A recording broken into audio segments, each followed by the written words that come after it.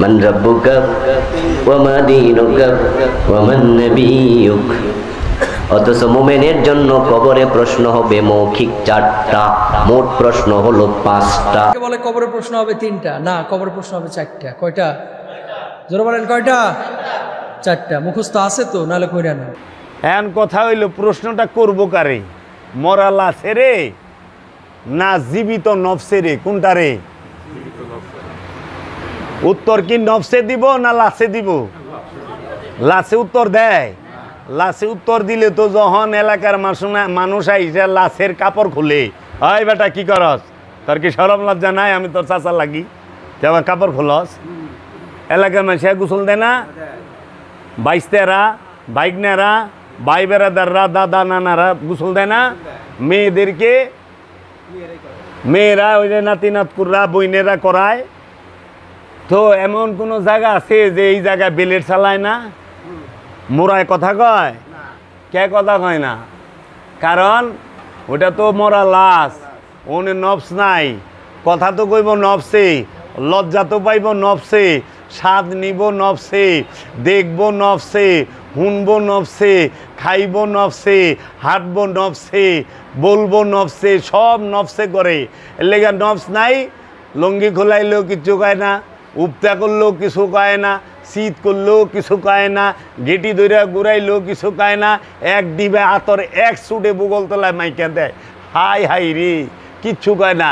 আর ওই এক ডিবে আতর আপনার বুগল তলা ওখানে মাইকা দিয়ে খুইলে এনতে শিকার পারতে পারতে বাইর যাবেন, কারণ এত দগ জ্বলা যাবে ওই জায়গা। এটা তো খাঁটি আতর না, এটার মধ্যে কেমিক্যাল দা বোঝায়, কিন্তু মরায় মাতে না। যে হারে করবুল ঢুকায়, আচ্ছা আপনার মধ্যে অনেক নফস আছে, নাকদা তুলা ঢুকাই ফাটাইয়া দিব সটকা না, কি করস তুই, আমরা মারবি নি? আর যাইতে কান দিয়া নাকদা তুলা ঢুকাই দেয় না, জানি হাওয়া লিক কোনা হান্দা না হয়, ভালো করে আটকায়। হ্যাঁ,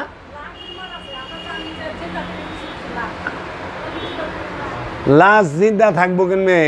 নামই তো লাশ।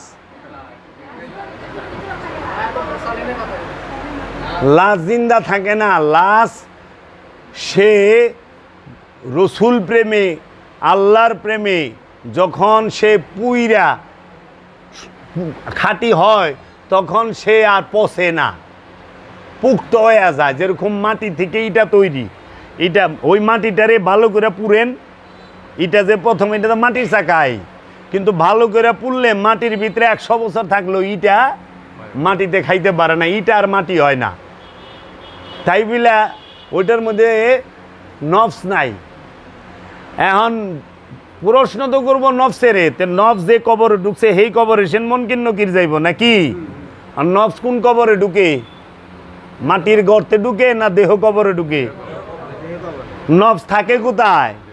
ওই যে বাউল ফকিররা যখন গান গায়, বাউলরা, তখন ওনারা প্রশ্ন করে, আমি ছিলাম কোথায়, এলাম কোথায়, আবার যাব কোথায়?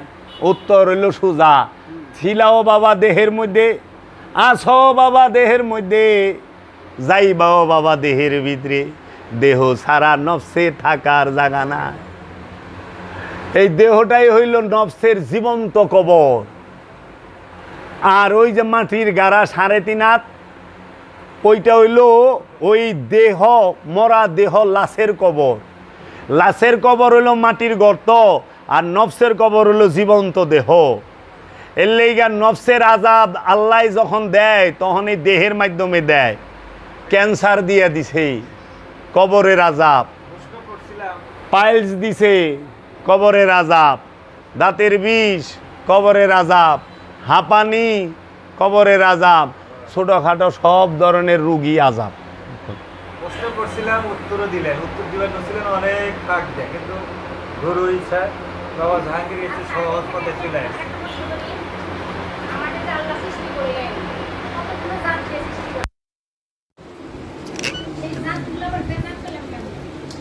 আল্লাহ আপনার জাতকে সৃষ্টি করছে না সিফাত দিয়ে সৃষ্টি করছে? আল্লাহ সৃষ্টি করছে গুণ দিয়া, সিফাত দিয়া। এই সিফাতকে আপনি নষ্ট করছেন, গুণাবলী নষ্ট হয়। জাত দিয়া তো আপনি সৃষ্টি করে নাই, আপনি নিজেই কইছেন জাত সৃষ্টি না, জাত হইল স্রষ্টা, সেফাত হইল সৃষ্টি, সেফাত সে সৃষ্টি, জাত স্রষ্টা। এর জন্য জাত সব সময় সৃষ্টি করে। আল্লাহ স্রষ্টা, রব স্রষ্টা, মুহাম্মদ সাল্লাল্লাহু আলাইহি ওয়াসাল্লাম স্রষ্টা। আল্লাহর প্রকাশিত বিকাশিত রূপের অপর নামই মুহাম্মদ। আল্লাহ যখন প্রকাশ হয় তখন তাকে মুহাম্মদ বলে, রব যখন প্রকাশিত হয় তখন তাকে মুহাম্মদ বলে, আহাম্মদ বলে। এর জন্য মুহাম্মদের প্রশংসা, মুহাম্মদের প্রশংসা আল্লাহ করে। মুহাম্মদের প্রশংসা মানুষ করতে পারে না, কারণ মানুষ মুহাম্মদ সম্পর্কে জানেই না। তুমি যেটা জানো না তার কি প্রশংসা করবা? হ্যাঁ, তুমি আল্লাহকে জানো, আল্লাহর প্রশংসা করো। এর লেগা আল্লাহ কইছে যে এমন এক হাবিব আমি প্রেরণ করিব, এমন এক রসুল প্রেরণ করিব, দেখব আপনারে, চিনব আমারে। রসুল আপনার হাত আমার হাত, রসুল আপনার জবান আমার জবান, রসুল আপনার নজর আমার নজর, রসুল আপনার দিনই আমার দিন। আই হায়, আল্লাহর দিনই রসুলের দিন, রসুলের দিনই আল্লাহ।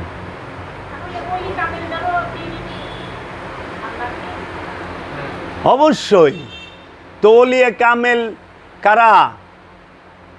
মৌলানা রুম বলছে পীরেরা জাতে খোদা এক না দিদ, নাই মুরিদো নাই মুরিদো নাই মুরিদ। পীরের জাত খোদার জাত, আল্লাহর জাত। পীরের জাতকে আল্লাহর জাত যে মনে করে না সে মুরিদই হইতে পারে না। দেখতে শুনতে দেহ আকৃতিতে মহানবী আরবের মানুষের মতোই ছিল, দেহ আকৃতিতে। তারও একটা নাক ছিল, আরবের মানুষেরও একটা নাকই ছিল, তাহারও দুইটা চোখ ছিল আরবের মানুষে। পার্থক্যটা কোথায়? নবী আর রসুলের মধ্যে পার্থক্য কিসে? দৈহিক আকৃতিতে? আরে না, ওইটাই হলো সীমিত সাধারণ পার্থক্য। পার্থক্য হইল জ্ঞানে আর গুণে, লক্ষ লক্ষ যোজন পার্থক্য। জ্ঞান আর গুণ, রসুল আল্লাহর জ্ঞানে জ্ঞানী, আর মানুষ আমিত্বের জ্ঞানে জ্ঞানী। আমিত্বের তো জ্ঞান না, আমিত্বের হলো খায়েশ। এর জন্য নফস আর রুহের রহস্য বুঝবার জন্য কোরআন সর্বক্ষণ তাগিদ দিছে। মানারাফা নফসাহু ফাকাদারাফা রব্বাহু। যে তার নিজের নফসকে চিনছে, কোনো সন্দেহ নাই সে তার রবকে চিনছে। আবার কোরআনে বলছে সূরা মায়েদার 105 নম্বর আয়াতে, ইয়া আইয়ুহাল্লাযীনা আমানু আলাইকুম আনফুসাকুম। হে আমানু, তুমি তোমার নফসের খবর নাও। আল্লাহ সূরা বাকারায় বলছে তানসাউনা আনফুসাকুম, তোমরা কেন তোমাদের নফসকে ভুলিয়া যাও। নফস সম্পর্কে 300-র কাছাকাছি আয়াত আছে। আমার কাছে 300 আয়াত আমার কাছে লেখা আছে, উঠাই না আছে। আমি যদি ইচ্ছা করি এখন এই 300 আয়াত একাধারে বইলা দিমু কোন সূরার কত নাম্বার আয়াত। কারণ জীবনের একটা লম্বা সময় এই রু নফসের এই রহস্য ঘাটতে ঘাটতে গবেষণা করতে করতে কাটছে। রুহ সম্পর্কে 21টা আয়াত আছে, লয়ে আইছি যে যদি এইরকম কোনো জ্ঞানী থাকেন একটু দয়া করে আইবেন, যদি শিখায় দেন আল্লাহর ওয়াস্তে শিখা যামু, আর যদি শিখায় না পারেন দয়া কইরা চুপ কইরা থাকবেন, শিখায় যামু, দেখায় যামু। কারণ সত্য আপনি চান, সত্য আমি চাই। আমাদের লক্ষ্য উদ্দেশ্য সত্যের। এর জন্য আমাদের উদ্দেশ্য কি? আল্লাহর নৈকট্য। আমাদের উদ্দেশ্য কি? নফসের পবিত্রতা। আমাদেরকে তো আল্লাহ এই বাড়ি গাড়ি এই ক্ষমতার অধিকারী হওয়ার জন্য পাঠায় নাই। আল্লাহ আমাদেরকে পাঠাইছে যে আল্লাহর রহস্য জগতের জ্ঞান অর্জনের জন্য। এই যে অনেক কতটি মানুষ আছে না পাইকারিদের বলে আল্লাহ সৃষ্টি করছে সব, আল্লাহ সব সৃষ্টি করছে। আল্লাহ সব সৃষ্টি করে নাই। আল্লাহ সর্বশ্রেষ্ঠ স্রষ্টা। আল্লাহর উপরে কোনো স্রষ্টা নাই। আল্লাহ কি এই দরজা কি আল্লাহ সৃষ্টি করছে? এই মোবাইল আল্লাহ সৃষ্টি করছে? এটা মানুষে বানাইছে। আপনি যে জুতা পরেন, এই জুতা কে সৃষ্টি করলো? মানুষে করছে না? আপনি কাপড় পরেন, কাপড় তো আল্লাহ সৃষ্টি করে নাই। কিন্তু আপনার নফসটাকে আল্লাহ সৃষ্টি করছে, আপনার দেহটাকে আল্লাহ সৃষ্টি করছে। এইটা সৃষ্টি করার ক্ষমতা কেউর নাই। এর লেগে আল্লাহ হলো সর্বশ্রেষ্ঠ স্রষ্টা। আল্লাহ যা পারে অন্য কেউ তা পারে না। মানুষ যা পারে আল্লাহ কইলে আবার তা পারে না। পারে? হিটলার 2 কোটি মানুষ মারছে নিজের স্বার্থের লেগা। আল্লাহ কি মারছে? আল্লাহরে যে মানে না হেরে কি আল্লাহ মারে? তাহলে তো অক্সিজেন বন্ধ করে দিত। এর লেগা আল্লাহ সব কিছু করে না, কিছু কাম শয়তানেও করে। এর লেগা আল্লাহ হেদায়েত করে উসিলা দিয়া, পথভ্রষ্ট করে উসিলা দিয়া। শয়তানের উসিলায় পথভ্রষ্ট হয়, আদমের উসিলায় আল্লাহওয়ালা হয়, তাই না? ওই যে নফসের যে সাজা ভোগ করা লাগে রুহু দিয়ে, অন্য রুহুর মাধ্যমে। না, রুহ দেয় নব সাজা ভোগ করবো কে? রুহ কি? দেহ দিয়ে তো নফস সাজা পুনর্জন্ম। এই যাইছেন পুনর্জন্ম, যেমন আমার নফসটা অতীতে কয়বার আসছে গেছে। পুনর্জন্ম কার হয়? খান্নাস পুত্র যে নফসটা মৃত্যু মানে সাবৃত্ত। হ্যাঁ, এর পুনর্জন্ম। পুনর্জন্ম হইল দেহের, আর পুনরুত্থান হইল নফসের। জনম আর উত্থান দুইটা গুলো এক বিষয় না। উত্থান তার হয় যে আছে, দেহটার অতীতে অবস্থানটা করে। ওই যে কয় না আমরা সব নফস করলে একদিনে সৃষ্টি হয়েছি, তাই না? অনেক বড়কে দাদায়, তার ছোটকে বাবায়, তার ছোট আমি। এটা হলো দেহের দিকে, আসা যাওয়ার দিকে, আসার দিকে ছোট বড়, যাওয়ার মধ্যে ছোট বড় নাই। অনে দাদার আগে নাতি মরা পারবো না, এটা গুলো নাই। কিন্তু দাদার আগে নাতি জন্মায় পারবো? তেল লেগা আহার সিরিয়াল আছে, যাওয়ানের সিরিয়াল নাই। আচ্ছা, তারপরে আবার দেখবেন যে এই নফস সে কখনোই একবার সৃষ্টি হয়, বারবার নফস সৃষ্টি হয় না। নফসের উন্নতি এবং অবনতি হয়। নফস উন্নতি সাধন করলে লাওয়ামা হয় আম্মারা, আম্মারা থেকে লাওয়ামা, লাওয়ামা থেকে মুতমাইন্না, মুলহেমা ওয়াহেদান। কিন্তু নফস নফসি, একবার মুক্ত হয়। নফস যত ঊর্ধ্বে যাক, নফস কিন্তু রূহ হয় না। নফস আল্লাহময় হয়। যেরকম লোহা চুলার ভিতরে দিছেন কামারের, ওরে হিট দিতে দিতে এমন গরম হইছে, দেখতে মনে হয় যে আগুন হয়ে রয়েছে, কিন্তু গেলে লোহাই। ওরে বাইর করে রাখেন, দেবেন এক সময় ও ঠান্ডা হইলে ওর আগের রূপেই আইব। এর জন্য নফস নফসি, সে যত ঊর্ধ্বে যাক। এর জন্য নফসকে কি বলা হয়েছে? পাত্র। নফস সে আল্লাহর মধ্যে ফানা হইব, রবের মধ্যে ফানা হবে। এর জন্য ওই যে জাত আর সিফাতের রহস্য, ওয়াহেদার আহাদ, এক আল্লাহ, অগণিত কোটি কোটি মুমিন। আমরা সিফাত, আল্লাহ জাত, কোটি কোটি মুমিন। আল্লাহ একজনই, কোটি কোটি মুমিনের মধ্যে প্রকাশ বিকাশ। রূহ একটাই, কিন্তু নফস অনেক। এই সকল পবিত্র নফসের মধ্যে এক রূপ প্রকাশ হয়ে রয়েছে। যেরকম বুঝার জন্য বলি, লক্ষ লক্ষ মোমবাতি, কিন্তু ওইটার মধ্যে আগুন কয়টা? মোমবাতি কতটি? ঠিক মুমিন এইরকম লক্ষ লক্ষ, কিন্তু রূহ একটাই মুমিনের মধ্যে প্রকাশ হয়ে রয়েছে। মানে যেই মোমবাতি আলো লয়ে বই রয়েছে ওইটাই জ্বলন্ত প্রদীপ। এর লেগে একটা মোমবাতি থেকে যদি আপনি 1000 মোমবাতি ধরান, ওই যে মোমবাতি প্রথমে ধইরা ছিল ওর কোনো আলো বাড়বেও না, কমবেও না, ওর নিববেও না, উফিরা জ্বলবেও না। এর জন্য নফস পরিশুদ্ধ হলে কি রূহ উৎকার হয় না? হ্যাঁ, রূপ উৎকারের মূল শর্তই তো নফস পবিত্র হইতে হবে। মানে আপনি প্লেট পরিষ্কার না থাকলে কেউ খাওয়ান দিব? যে খাবার দিব বললেন নফসি নফসি নফসি জি হ্যাঁ আত্মাটাই রূহ। রুহের বাংলা কয় আর কি আত্মা।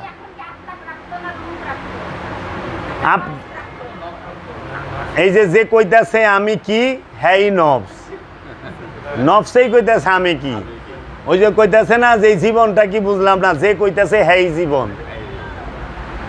এই জীবনের নিকটে রূহ আছে বীজ রূপে। যেরকম আমাদের প্রত্যেকের দেহের মধ্যে যৌবন আছে না? হ্যাঁ, কি রূপে আছে? গোপন রূপে না? ভরপুর যৌবন, যৌনতা ভরপুর উঠা রইছে। বুঝতে দেই কই রে? না, যৌনতা হইলে উত্তেজনাকে বলে। যৌবনের উত্তেজিত রূপটাকেই যৌনতা বলে, যৌন শক্তি বলে। তো যৌবনের মধ্যে যৌনতা যখন প্রকাশ ঘটে তখন কি আমরা কেউ বুঝতে দেই? কেউ বুঝবার দেয়? বুঝারই কাজে না, ইমুন আলা বলা সাইজা থাকে, বাজা মাছটা উল্টা খাই পারে না। এইটা হলো গোপন, গোপনেরও গোপন রাইখা দিছে। ঠিক সব স্থানে যেগুলা সূক্ষ্ম থেকেও সূক্ষ্ম সেগুলোর গোপন করে রাখছে। প্রেম গোপন, যে যারে প্রাণ দিয়া মহব্বত করে হ্যাঁ তার সামনে প্রকাশই করে না, বিরোধিতা করে, আমি তোরে ভালোবাসি না যা। আর যে নাকি মনে করেন মতলবালা, হ্যাঁ খালি সামনে আইবার কব আমি তোমাকে ছাড়া বাঁচবো না। দেখেন না সুর সুরটা জামাই আছে না, কত বাইরা কাম করে আইছে বউর সামনে, কে সাধু সন্তোষালী, একদম কিচ্ছু বুঝে না। আসলে না, ওইল প্রেমে চরম প্রেম যার মধ্যে থাকে, হ্যাঁ সব সময়ই অভিমানে বয়ে থাকে, রাগে না, অভিমান। আমার অভিমান ভাঙ্গাও দেখে জাগতিকের মধ্যেও যে যারে সবচেয়ে বেশি ভালোবাসে সে খালি অভিমান করে। পান থেকে চুল খসলেই অভিমান, হ্যাঁ কেউর সামনে যায় পারবো না, এর সহ্যই হয় না, আমি যাবে না, হারানোর ভয় থাকে। এইটা হইল অনুরাগ, প্রেমের গভীর রূপ থাকে।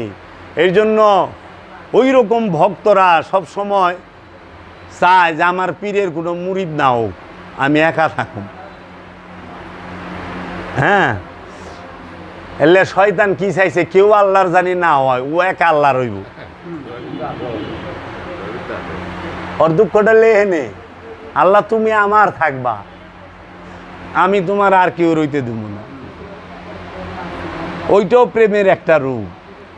বা গো শয়তান হইবার গেলেও যোগ্যতা লাগে, ফার্স্ট ক্লাস কথা কোনই যাইব না। তাই রবি ঠাকুর বলছেন, আমি জেনে শুনে বিষ করেছি যে পান, প্রাণেরও বিনিময়ে সপেছি যে প্রাণ। আহা, আমরা যাই না হই না বিষ পান করছি, প্রাণের বিনিময়ে প্রাণকে সইপা দিছি।